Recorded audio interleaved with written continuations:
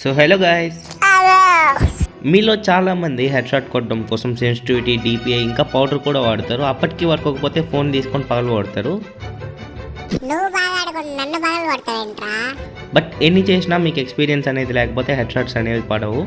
కాబట్టి నేను మీకోసం ఈ వీడియోలో మూమెంట్ స్పీడ్ ఎలా ఇవ్వాలి, ఎనిమికి రీకాయిల్ లేకుండా ఎలా కనెక్ట్ చేయాలి, ముఖ్యంగా జాయ్స్టిక్లో న్యూ బాక్స్ చేసే ఎనిమికి ఎలా ఈజీగా కనెక్ట్ చేయాలో నేర్పిస్తాను.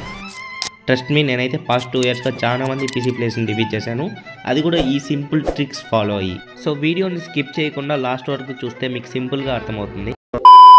ఫస్ట్ ఆఫ్ ఆల్, మీకు కనుక ఎనిమి ఎలాంటి పొజిషన్లో ఉన్నా కూడా కనెక్ట్ అవ్వాలంటే మీ ఎయిమ్ ప్లేస్మెంట్ అనేది పర్ఫెక్ట్గా ఉండాలి. ఎందుకంటే మీకు స్క్రీన్ మీద కనబడుతున్న ఈ పొజిషన్స్లో నుంచి డ్రాగ్ చేస్తే మాత్రమే ఎనిమికి హెడ్ షాట్ అనేది కనెక్ట్ అవుతుంది. ఇంకెక్కడ ఏం పెట్టి డ్రాగ్ చేసినా హెడ్ షాట్ అనేది పడదు.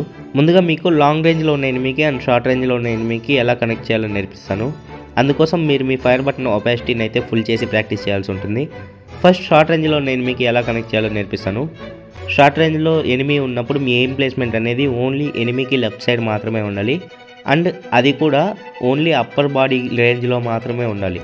అండ్ ఎనిమి షార్ట్ రేంజ్లో ఉండేటప్పుడు మీరైతే ఫైర్ బటన్ని స్ట్రైట్గా డ్రాగ్ చేస్తే మీకు హెడ్ షాట్స్ అనేది పడదు. మీ ఫైర్ బటన్ మిడిల్ నుంచి డ్రాగ్ని స్టార్ట్ చేసి ఫైర్ బటన్ రైట్ సైడ్ టాప్లో డ్రాగ్ని అయితే ఫినిష్ చేయాలన్నమాట. అండ్ ఇంకా సింపుల్గా చెప్పాలంటే మీరు నార్మల్గా యూని ఎలా డ్రా చేస్తారో అలానే డ్రాగ్ కూడా చేయాలి.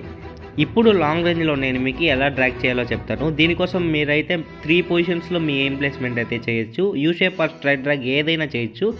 బట్ ట్విస్ట్ ఏంటి అంటే మీ అటాక్ అనేది ఓన్లీ రైట్ సైడ్కి మాత్రమే అటెంప్ట్ చేయాలి.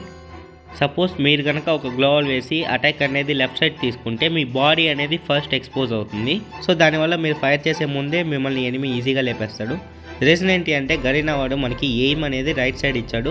సో మీరు అటాక్ తీసుకునేటప్పుడు లెఫ్ట్ సైడ్ కాకుండా రైట్ సైడ్ వెళ్ళి తీసుకుంటే మీ ఎయిమ్ అండ్ ఎనిమి మాత్రమే మీకు కనిపిస్తారు. మీ బాడీ అనేది ఎక్స్పోజ్ అవ్వకుండా కవర్లోనే ఉంటుంది. దీనివల్ల మీ అక్యురసీ అయితే ఆటోమేటిక్గా పెరుగుతుంది, నాది గ్యారంటీ. ఇంకా నూబాక్ విషయానికి వస్తే ఉన్న దాంట్లోనే బిగ్గెస్ట్ ప్రాబ్లం ఇదే. ఎందుకంటే మనం ఎంత మూమెంట్ ఇచ్చాడినా కూడా అవతల పక్క ఎనిమి నూబాక్ చేస్తే ఆడాలనే మూడు ఉత్సాహం సర్వనాశనం అయిపోతాయి. అండ్ కొంతమంది అయితే సెకండ్ ఫైర్లో కొడదామని ట్రై చేస్తారు, బట్ వాడు జోన్లోకి వెళ్ళి సూసైడ్ చేసుకుంటాడే కానీ ఫస్ట్ ఫైర్ మాత్రం చేయడు. సో అలాంటి వాళ్ళని మనం ఫస్ట్ ఫైర్లోనే ఫినిష్ చేయాలి. బట్ చాలామంది ఎయిమ్ ప్లేస్మెంట్ అనేది తప్పుగా చేస్తూ ఉంటారు. ఫర్ ఎగ్జాంపుల్ ఎనిమి నూబాక్ చేసేటప్పుడు ఫ్రంట్ సైడ్ ఎయిమ్ పెట్టడం కానీ, ఇంకా నూబాక్ చేసే ఎనిమికి కాళ్ళ దగ్గర ఎయిమ్ పెట్టి డ్రాగ్ చేయడం కానీ ఇలాంటివి చేస్తూ ఉంటారు. ఇలా చేస్తే రీకాయిల్ అనేది కన్ఫర్మ్ అవుతుంది.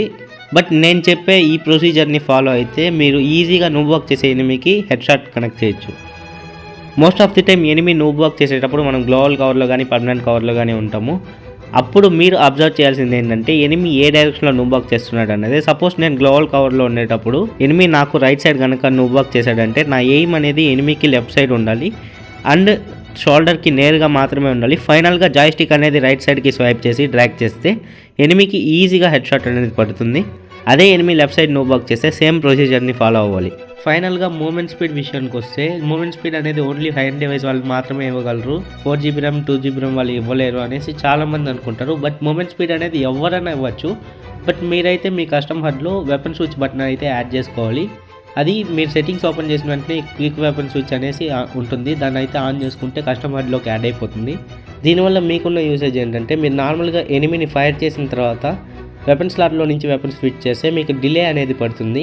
ఆ డిలేని క్లియర్ చేయడం కోసమే మనం వెపన్ స్విచ్ బటన్ అనేది వాడుతున్నాము. ఇంకా సింపుల్గా మీకు అర్థమయ్యేటట్టు చెప్పాలంటే ఈ క్లిప్ చూడండి. ఇదైతే నార్మల్గా వెపన్ స్లాట్లో వెపన్ స్విచ్ చేసే క్లిప్పు, అండ్ ఇదైతే క్విక్ వెపన్ స్విచ్ వాడిన క్లిప్పు. సో దీన్ని బట్టి మీకు చాలా డిఫరెన్స్ అర్థమవుతుంది అనుకుంటా.